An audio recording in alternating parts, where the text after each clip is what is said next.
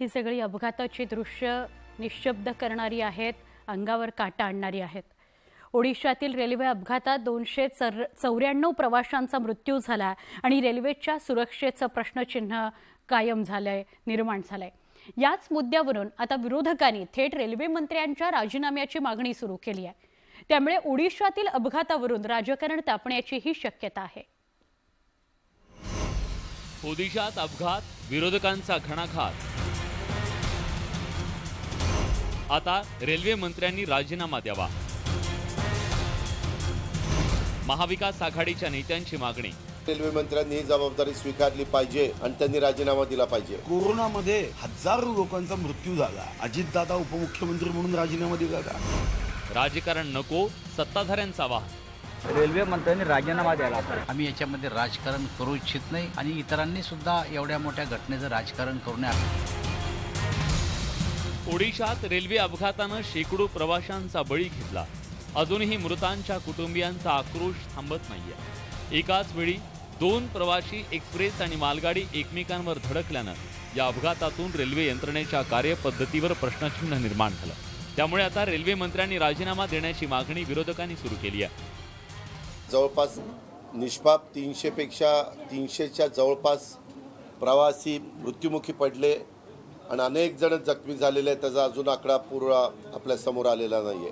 तशा पद्धतीने ह्याही रेल्वे मंत्र्यांनी ही जबाबदारी स्वीकारली पाहिजे आणि त्यांनी राजीनामा दिला पाहिजे। रेल्वे मंत्र्यांनी राजीनामा द्यायला पाहिजे। ज्या प्रकारचा अपघात आहे ती पूर्णपणे बेफिकिरी, निग्लिजन्स म्हणतो आपण त्याला। 3 रूटवरून 3 गाड्या आलेल्या आहेत आणि एकमेकांना टक्कर झाली आहे।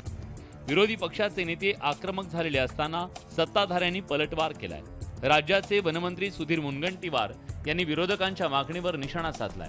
मुंबई बॉम्बस्फोट 26/11च्या हल्ल्यानंतरचा संदर्भ देत विरोधकांवर पलटवार केलाय। विस्मरण त्यांचं इतकं जास्त असतं की ते गजनी छाप नेते असतात।